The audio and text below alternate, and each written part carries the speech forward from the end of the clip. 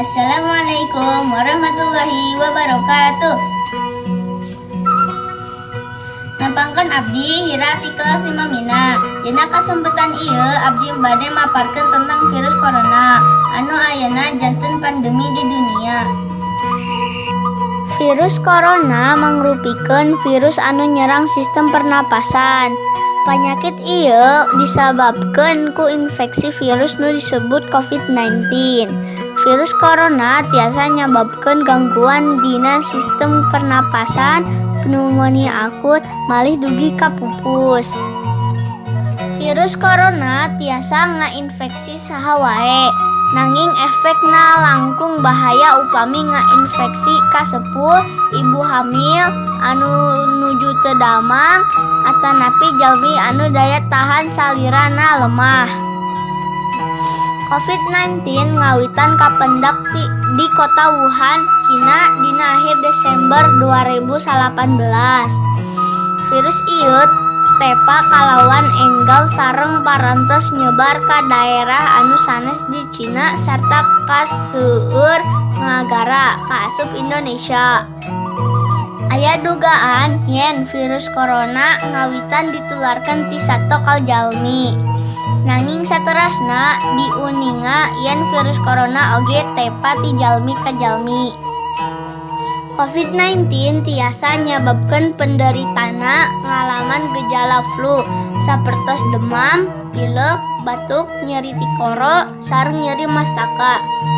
Atanapi gejala infeksi pernapasan anu parah sapertos demam tinggi, batuk anu aya dahakan dugi kagetihan, sesak napas, sareng nyeri dada. Nanging sacara umum aya 3 gejala umum anu tiasa nandakeun yen jalmi eta kainfeksi virus corona, nyaeta demam, suhu awak di luhur 38 derajat Celcius, batuk, sesak napas. Nurutkeun panalitian, gejala COVID-19 bakal katinggal dina waktu 2 dugi ka 14 dinten saatos kainfeksi virus corona. Enggal ka dokter upami ngalaman gejala infeksi virus corona sapertos anu disebatkeun tadi. Utamina gejala katinggal 14 dinten saatos uwih ti daerah anu aya kasus COVID-19.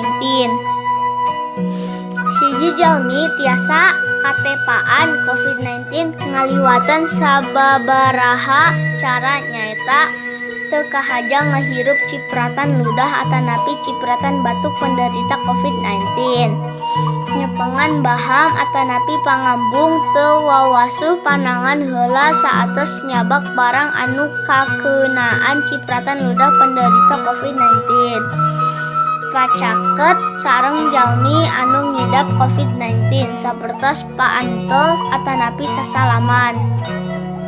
Satu acan nangtukeun pasien kainfeksi virus corona atanapi henteu, dokter bakal naroskeun gejala anu dialaman pasien.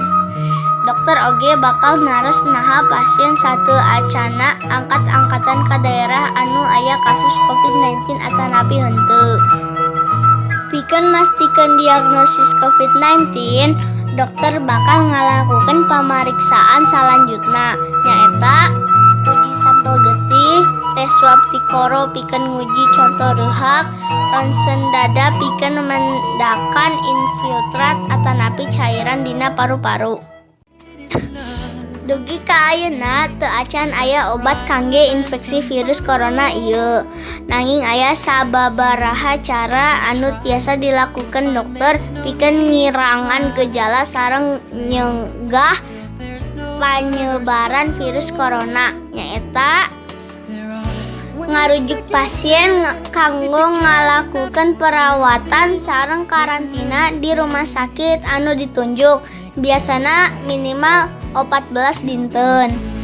Dipasihan landong kangge nurunkeun demam sareng nyeri anu aman sarta luyu kaayaan pasien. Penderita dikedahkeun istirahat nu cekap. Dipiwarang seueur ngaleueut cai bodas pikeun ngajaga tingkat cairan awak. Dugi ka ayeuna teu acan aya vaksin pikeun nyegah infeksi virus corona. Kusabab kitu, metode pencegahan anu pangsaena nyaeta ngajauhan faktor-faktor anu tiasa nyababkeun ka infeksi virus ieu. Nyaeta hindarkeun angkat-angkatan ka tempat umum nu rame. Ngangge masker upami ngalakukeun kagiatan di tempat umum atanapi nu rame. Rutin wawasuh panangan ngangge sabun sareng cai atanapi hand sanitizer. Komo saatos ngalakukan kegiatan di luar bumi atanapi di tempat umum. Teu kenging nyabak rarai satu acan wawasuh panangan. Hindarkeun kontak sareng sato, khususna sato liar. Masak daging kedah dugi ka asap pisan. Nutupan baham sareng pangabung ngangge tisu nalika batuk atanapi beresin. Saterusna pikeun tisu na ka wadah runtah. Hindarkeun pacaket sareng jalmi anu nuju demam, batuk atanapi pilek. Ngajagi kabersihan barang-barang nu sok dianggo sarta kabersihan lingkungan. Terapkeun pola hirup sehat. Carana diantarana moyan unggal enjing-enjing, olahraga anu teratur, seueur nuang anu bergizi saperti sayur sareng buah, konsumsi vitamin. Kanggo jalmi anu disangka kakeunaan ku COVID-19, aya sababaraha cara supados virus corona henteu tepa ka batur. Nyaeta ulah kaluar di bumi kecuali kanggo berobat. Pariksa ke dokter ngan upami ngalaman gejala atanapi keluhan. Usahakeun teu pacaket sareng nu sanes. Upami teu mungkin anggo kamar tidur sareng kamar mandi anu benten sareng batur. Ngalarang sareng nyegah batur anu bade ngalayat dugi ka anjeun damang. Usahakeun ulah pendak sareng jalmi anu nuju teu damang. Hindarkeun ngangge alat tuangeun barang-barang toilet sareng alat bobo sasarengan sareng nu sanes. Anggo masker sareng sarung tangan upami di tempat umum atanapi nuju sareng batur. Anggo tisu pikeun nutupan baham sareng pangambung nalika batuk atanapi bersin. Teras pikeun tisu ka tempat sampah. Salian urang ngalaksanakeun pencegahan salaku ikhtiar, ulah hilap nu utami nas urang teh kedah tawakal ka Allah Subhanahu wa taala. Nu tiasa ku urang laksanakeun di antarana husnuzon atanapi sae sangkaan kana ridho sareng katetapan Allah Subhanahu wa taala. Sabar dina mayunan kaayaan anu nuju aya ieu. Rutin ngaos zikir pagi sareng petang masing-masing 3 kali. Ngaosana nyaeta Bismillahirrahmanirrahim la yadurru ma'asmihi syai'un fil ardi wala fis samai wa huwas samiul alim.